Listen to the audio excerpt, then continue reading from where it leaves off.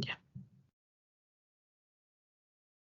Ya chicos, bienvenidos a esta clase de irrigación arterial, donde vamos a hablar un poco de la irrigación de miembro superior, inferior, tronco y cráneo, pero a grandes rasgos. Tenemos que recordar que esto era la arteria aorta, ¿cierto? Que salía del ventrículo izquierdo y que nos iba a dar las primeras ramitas del corazón, que vendrían siendo las arterias coronarias, que acuérdense que habíamos hablado que coronario significaba que estaba irrigando el mismo corazón, ¿cierto? Una corona, me dijeron algunos por ahí. Después tenemos la arteria aorta ascendente, ¿cierto? Las coronarias, que son estas chiquititas de acá, entonces salen de la aorta ascendente. Luego vamos a tener esta parte de aquí que forma un arco, que se llama arco aórtico. Y luego vamos a tener acá la que apareció, la aorta descendente, porque va descendiendo. Esta aorta descendente se va transformando de nombre y cuando pasa por el tórax se llama aorta torácica. Oh, mi perra, típico.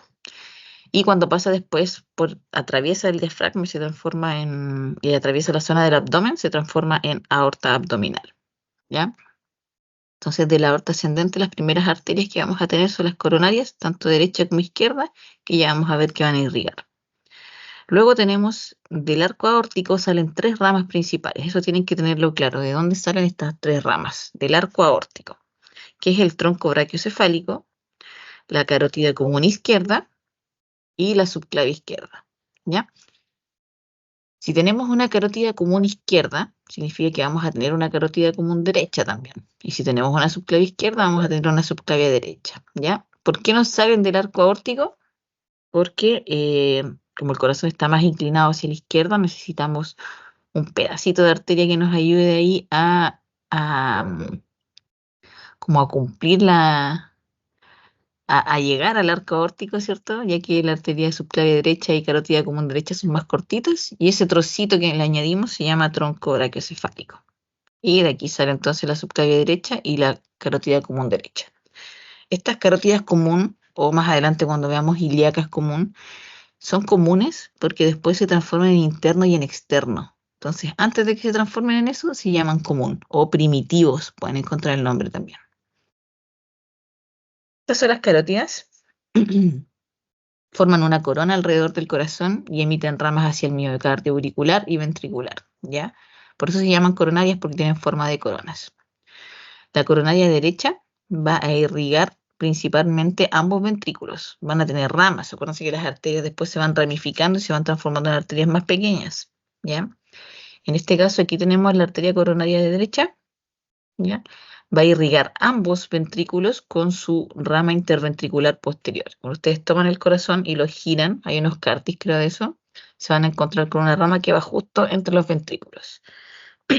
Esa es la interventricular posterior.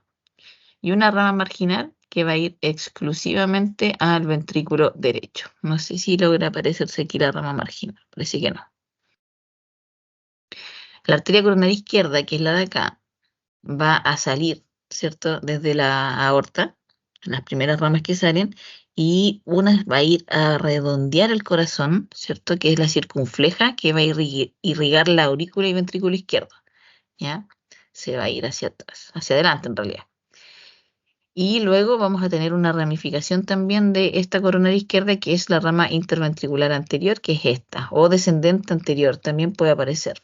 ¿Ya? Son dos nombres parecidos, quizás se confundieron en la imagen, pero descendente anterior es lo mismo que interventricular, ¿ve? Que va a irrigar a la aurícula, perdón, a ambos ventrículos. Entonces, las interventriculares irrigan a ambos ventrículos, tanto la posterior como la anterior, y la rama circunfleja va a irrigar a la aurícula y al ventrículo izquierdo.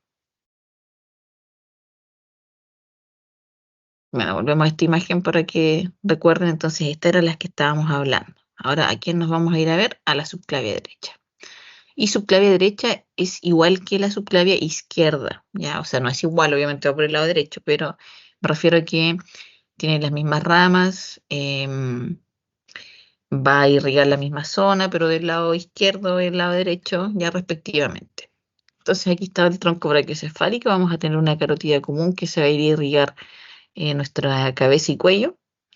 y tenemos la subclavia que se va a ir a irrigar la extremidad, ¿ya? Primero se llama subclavia, después esta arteria cambia de nombre axilar, después se llama braquial o humeral y después se va subdividiendo. Miren, la subclavia tiene una ramita que esta es importante y es la arteria vertebral, que ustedes, miren, la Emma quiere entrar, pero le voy a abrir la puerta.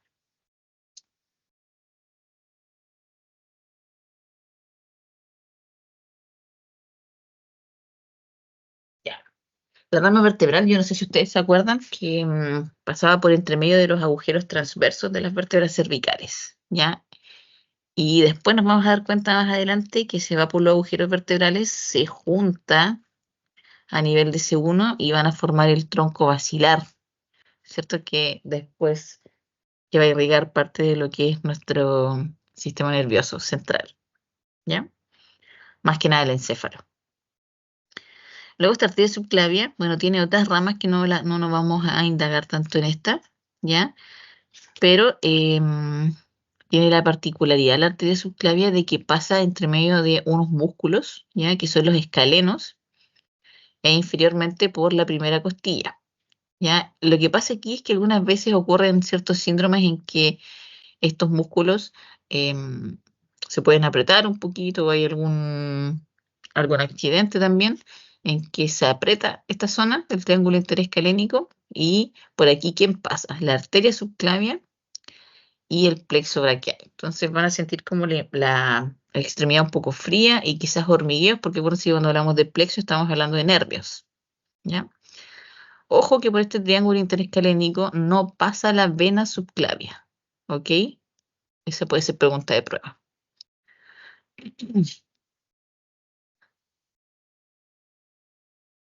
Después de que se transforma, de que tenemos la arteria subclavia a nivel de la clavícula justamente, se va a transformar en arteria axilar, ¿ya? Cuando pasa ya a la zona de la axila, ¿ya? Y esta arteria axilar va a estar irrigando entonces, no tiene de hecho muchas ramas hay que apreciar en esta diapositiva, pero luego esta arteria axilar cuando pasa por el músculo redondo mayor, que es uno de los músculos del tronco que va al brazo, escapulares en realidad, se va a transformar en la arteria braquial o humeral, ¿ya?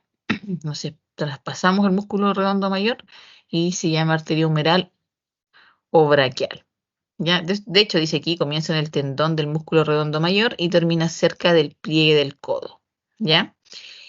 ¿A quién va a irrigar? O sea, ¿a quién le va a dar sangre? A los músculos del brazo, húmero y articulación del codo, ¿ya?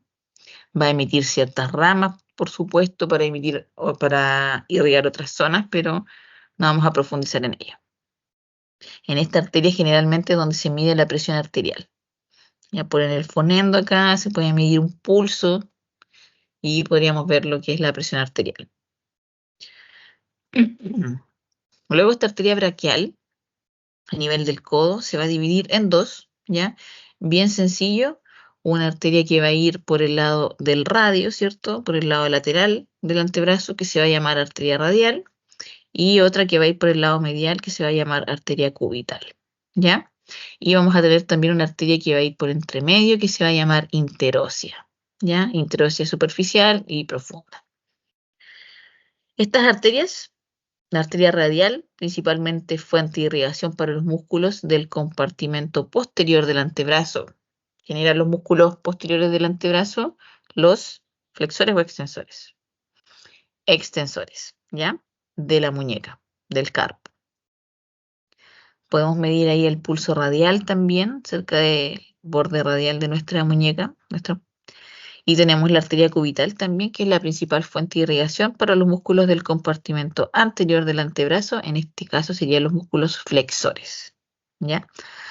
Ambas arterias se anastomosan. Anastomosan significa que se juntan en la región de la muñeca formando los arcos palmares, ¿ya? Se forman unos arquitos aquí y de aquí justamente van a salir unas arterias que van a irrigar la zona del metacarpo, que se van a llamar las arterias metacarpianas, y luego unas arterias que van a ir a los dedos, que se van a llamar interdigitales, ¿ya?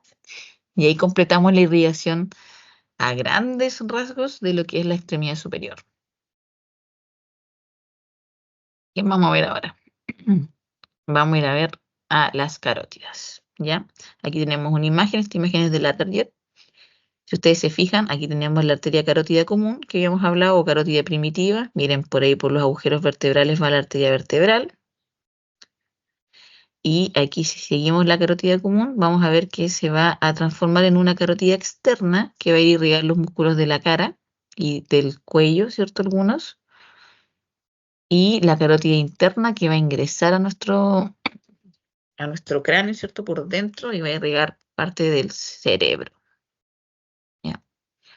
Entonces la vamos a dividir en una carótida externa y una carótida interna. Interna ingresa ahí por el conducto carotidio del cráneo.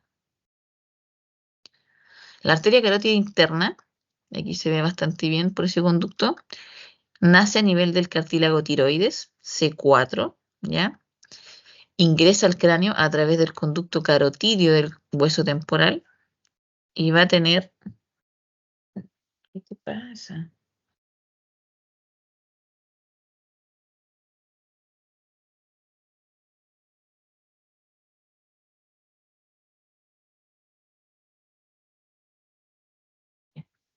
Perdón. Ingresa el cráneo a través del conducto carotidio del hueso temporal y va a tener ramas, ¿ya? Que la vamos a ver de ahí desde una vista, desde una vista superior, desde un corte transversal, ¿ya? ¿Qué ramas va a dar? La cerebral anterior, cerebral media, coroidea anterior y comunicante posterior. Acá estamos viendo entonces la carótida interna, estamos viendo desde arriba, este es el quiasma óptico, ¿cierto? Los nervios ópticos que se están cruzando, ya que vemos las arterias carótidas, ¿ya? Si ustedes se fijan, aquí se arma un polígono. Esta pregunta se las voy a hacer sí o sí en la prueba, ¿ya? Que se las digo siempre en clase y nunca me prestan atención y después se ponen a buscar en internet.